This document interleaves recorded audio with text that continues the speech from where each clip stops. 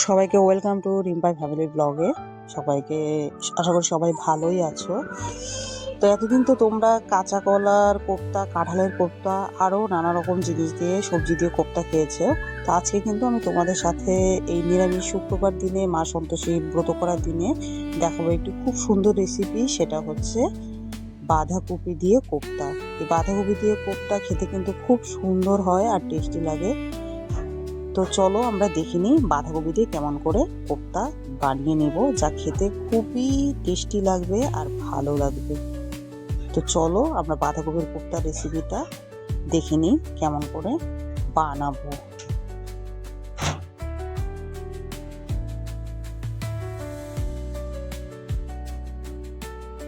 তো বাঁধাকপি কোপ্তা করার জন্য কিন্তু প্রথমে ছুরির সাহায্যে বাঁধাকপিটাকে কেটে নিতে হবে, গ্রেডারে গ্রেড করার জন্য। তো আমি ছুরির সাহায্যে বাঁধাকপিটাকে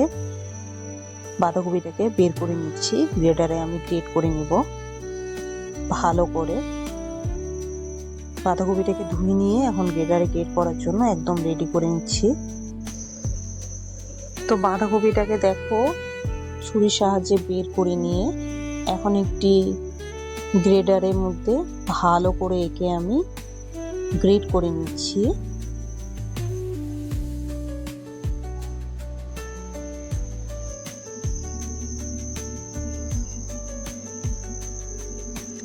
গ্রেডারের মধ্যে দুটো ভাগ থাকে, একটি বড় একটি ছোট। আমি কিন্তু এখানে বড় সাইজটা দিয়ে গ্রেড করে নিচ্ছি বাঁধাকপিটাকে।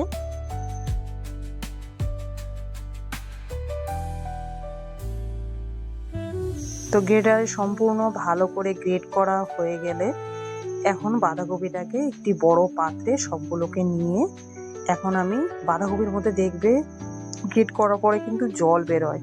তাই বাঁধাকপিগুলোকে একদম এখন ঝুরঝুরে করতে হবে। তার জন্য কোপ্তা করার জন্য তো এক ফুটও জল থাকা যাবে না, তাই বাঁধাকপিটাকে হাতের সাহায্যে খুব জোরে জোরে চাপ দিয়ে জলগুলোকে একদম সম্পূর্ণ করে বের করে নিয়ে থালাতে রেখে দিচ্ছি। এরকম করে আমি সবগুলো বাঁধাকপি হাত দিয়ে ভালো করে চেপে চেপে নিয়ে দেখো একদম ঝুরঝুরে করে দিয়েছি, এক ফুটও যাতে জল না থাকে, কারণ জল থাকলে কিন্তু কোপ্তা কিন্তু খুলে যেতে পারে। দেখো সবগুলো বাঁধাকপি একদম আমি ঝুরঝুরে করে নিয়েছি, জল এতে এক ফুটও নেই। একদম চাপ দিয়ে সম্পূর্ণ জলগুলো বের করে নিয়েছি। তখন বাঁধাকপির কোপ্তাটাকে সম্পূর্ণভাবে রেডি করার জন্য কি কি দিতে হবে তা দেখে নাও। দেখো এখানে 2 থেকে 3 ঘন্টা আগে আমি চাল ভিজিয়ে রেখেছিলাম, সেই চালটা কিন্তু সম্পূর্ণরূপে ভিজে গিয়েছে ভালো করে। আর এটাকে আমি এখন মিক্সারে দিয়ে পেস্ট করে নিয়েছি একদম শুকনো করে। এটাতেও কোনো জল দিইনি, তোমরা দেখতেই পাচ্ছ। অতিরিক্ত জল যাতে কোনোটাতেই না থাকে, তাহলে কিন্তু কোপ্তা খুলে যেতে পারে। ভালো করে এটাকে মিশিয়ে নিব এখন। তার সাথে একে একে সমস্ত কিছু দিয়ে নিচ্ছি 1 থেকে 1.5 চামচ মতন ময়দাটাকে ভালো করে মিশিয়ে নিব। দিয়ে নিব স্বাদ মতো নুন দিয়ে নিব। আর যেহেতু বাঁধাকপির কোপ্তার তরকারিতে লবণ তো পরে দিতে হবে, তাই লবণটা একটু কম দিলে ভালো হবে। দিয়ে নিব পরিমাণ মতো হলুদ গুঁড়ো, দিয়ে নিব লঙ্কা গুঁড়ো। তোমরা চাইলে কাঁচা লঙ্কার কুচনোও দিতে পারো, কিন্তু আমি এখানে গুঁড়ো ব্যবহার করেছি। দিয়ে নিব 1/2 চা চামচ গোলমরিচ গুঁড়ো, ভাজা একটু জিরে গুঁড়ো। এখন দিয়ে নিব একটুখানি গরম মশলা। এগুলোকে কিন্তু এখন সম্পূর্ণ ভালো করে জল ছাড়া একদম আমি খুব ভালো করে মেখে নেব। খানিকক্ষণ কিছু মাখতে মাখতে দেখবে বাঁধাকপি থেকে এমনি একটু জলের মতন হালকা বেরোবে। তাই এটাকে এখন আমি একদম জল ছাড়া মেখে নিচ্ছি ভালো করে। দেখতেই পাচ্ছ জলটা যদি না ব্যবহার করা হয় তাহলে একটা হালকা মশলা হবে, কোপ্তাগুলো সাইজে করে যখন বাঁধাকপিগুলোকে ভাজবো তখন ভাজতে খুব সুবিধা হবে। আর যদি ভিজে ভাব মাখার পরে মনে হয় তখন একটু হালকা ময়দা তো তোমরাও মিশিয়ে নিবে। এরকম করে তাহলে ময়দাটাকে মিশিয়ে নিলে উপরে বাঁধাকপিগুলো খুব সুন্দর ভাজা হবে, যাতে কোপ্তা টাইপের যে বড়াগুলো খুলে যাওয়ার যাতে ভাজার সময় কোনোভাবে যাতে না বেরিয়ে যায়।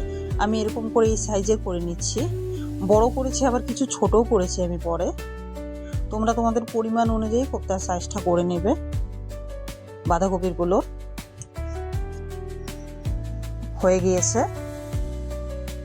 আমি একটু বড় টাইপের করেছি, আবার পরে একটু ছোট করে নিয়েছিলাম। কড়াই তেলটা আগে গরম করে নিচ্ছি।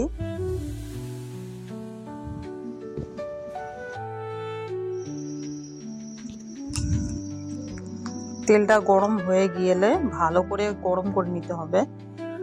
গরম হয়ে গেলে হিটটাকে কিন্তু একটু কমিয়ে দিতে হবে, একদম হাই হিটে না দিয়ে একটু লো হিটে ভেজে নিতে হবে। কারণ আমি যদি প্রথমে অতিরিক্ত হিট দিয়ে দিই তাহলে ভেতরে কিন্তু কাঁচা থাকার সম্ভাবনা রয়ে যাবে।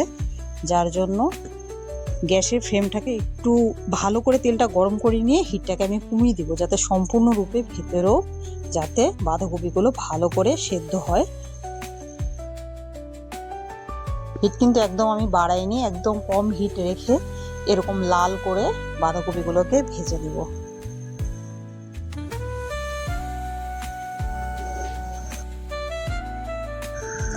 এরকম একে একে করে আমি সবগুলোকেই ভেজে নেব বাঁধাকপিগুলোকে। মোটামুটি বাঁধাকপি কিন্তু ভাজা প্রায় হয়ে এসছে আমার। দেখো বাঁধাকপি ভাজা কিন্তু প্রায় হয়ে গিয়েছে। একটু কড়া করে ভেজে নিতে হবে, কম আঁচ দিয়ে। একটু টাইমটা একটু বেশি লাগবে, কিন্তু ভাজাটা ভেতরে যাতে সম্পূর্ণরূপে ভালো করে হয়। এখন কিন্তু দেখো সাইজটা কিন্তু একটু ছোট করে নিয়েছি, একটু বড় করেছি, একটু ছোট করেছি। এটা একটু ছোট করে নিয়েছি সাইজটা। দু প্রকারেরই করেছি, তোমরা ছোটও করতে পারো, বড় করতে পারো, কিন্তু আমি একটু বড় সাইজটা দিয়েছি আর ভাবলাম একটু ছোটটা করে নেই। তো কড়াইতে এখন অন্য কড়াইয়ে তেলটাকে একটু গরম করে নেব আগে। তেলের পরিমাণটা কিন্তু আমি এখানে একবারই দিয়ে নিয়েছি, পরে যাতে আমাকে তেল দিতে না হয়। তেলটাকে ভালো করে গরম করে নিয়ে দিয়ে নিব গোটা জিরে। জিরেটাকে একটু লাল করে ভেজে নেব। কালারটা আস্তে আস্তে আসছে জিরেটার, দেখে নাও। জিরেটা আরেকটু কড়া ভাজা হবে। এই তো ভাজা হয়ে আসছে জিরাটা। জিরেটাকে ভালো করে ভেজে নেব। জিরের একটা সেন্ট উঠবে, যখন সেন্টটা উঠে যাবে তখন দিয়ে নেব এই যে গোটা কতক শুকনো লঙ্কা ফোড়নের জন্য। দিয়ে নিব দুটো তেজপাতা, দিয়ে নিব একটু আদা কুচি,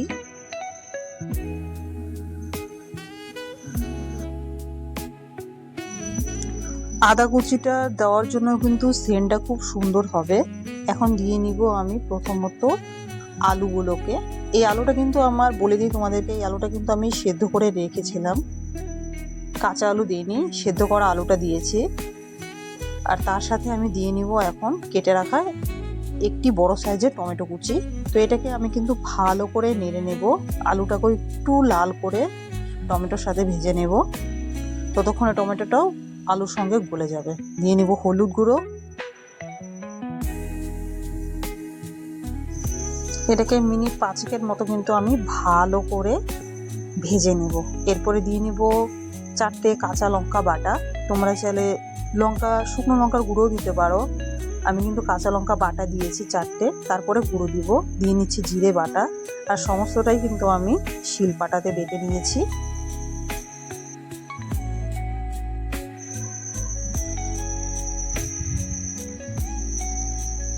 দিয়ে নিচ্ছি এখন ভাজা একটু ধনে গুঁড়ো। আদা কিন্তু তার আগে জিরের পরে দিয়ে নিয়েছি আমি। এখন ধনে আর আদাটাকে দিয়ে একটু ভালো করে ভেজে নেব।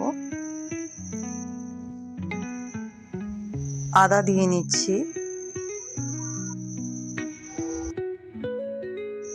এখন এটাকে একটু ভালো করে ভেজে নেব, মিনিমাম 5 থেকে 6 মিনিটের মতন।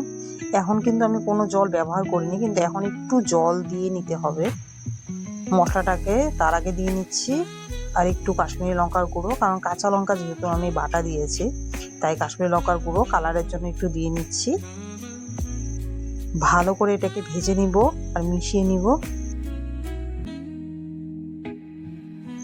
এখন দিয়ে নিব হাফ কাপের মতন একটু জল, মশলাটাকে সম্পূর্ণভাবে যাতে ভালো করে আমি কষিয়ে নিতে পারি, মশলা যাতে কাঁচা কোনো প্রকারের গন্ধ যাতে মশলাতে না থাকে।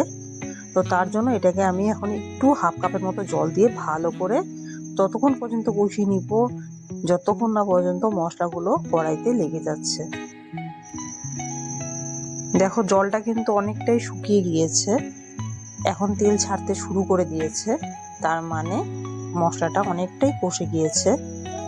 দেখো কতটা লেগে গিয়েছে, তার মানে মশলাটা সম্পূর্ণভাবে ভালো করে কষে নিয়েছে। এখন কিন্তু পরিমাণ মতো জল দিয়ে নিব, জলটা কিন্তু আমি একটু গরম করে নিয়েছি।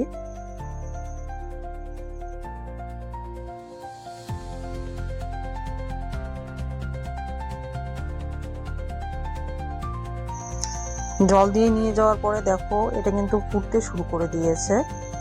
এখন কিন্তু আমি দিয়ে নিব বাঁধাকপি বড়াগুলোকে, বাঁধাকপির কোপ্তার বড়াগুলোকে আমি ভালো করে ঝোলে দিয়ে নিব। আর সব থেকে বড় কথা হলো দিয়ে কিন্তু 5 মিনিট ফুটিয়ে নামিয়ে দিতে হবে। আর জলটা যেহেতু দেখছো একটু বেশি মনে হচ্ছে, জলটা কিন্তু থাকবে না, কারণ নামানোর পরে বাঁধাকপিগুলো কিন্তু জলটাকে অনেকটাই শুষে নেবে। তাই কোপ্তাটা যেহেতু একটু মাখা মাখা টাইপের হলে, সব থেকে গ্রেভি টাইপের হলে ভালো হয়, তাই আমি এটাকে 5 মিনিটের মতন ফুটিয়ে নামিয়ে নিব, কারণ জলটা পরবর্তীতে টেনে নেবে। এখন নামানোর আগে দিয়ে নিব হাফ চামচ একটু গরম মশলার গুঁড়ো,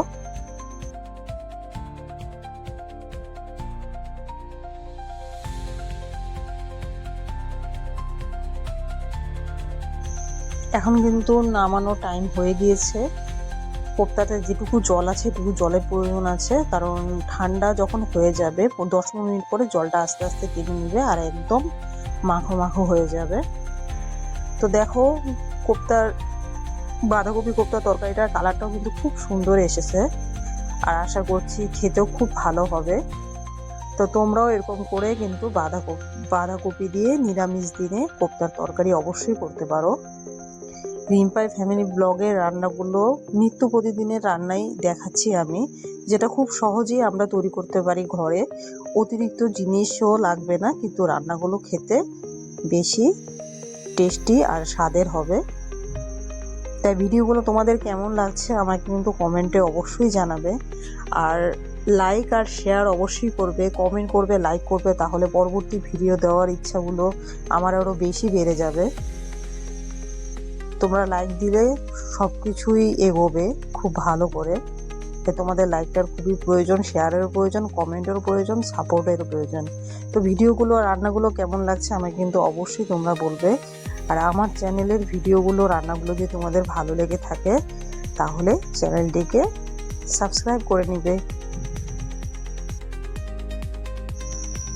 এরকম বাঁধাকপি কোপ্তার তরকারি নিরামিষ দিনে থাকলে ব্যাস আর কিছু লাগবে না, গরম ভাতের সঙ্গে জাস্ট জমে যাবে। এটা কিন্তু রুটি কিংবা পুরির সঙ্গেও খেতে খুবই ভালো লাগবে। তো ভাত তো একদম রেডি হয়ে গিয়েছে বাঁধাকপি কোপ্তা তরকারি দিয়ে খাওয়ার জন্য।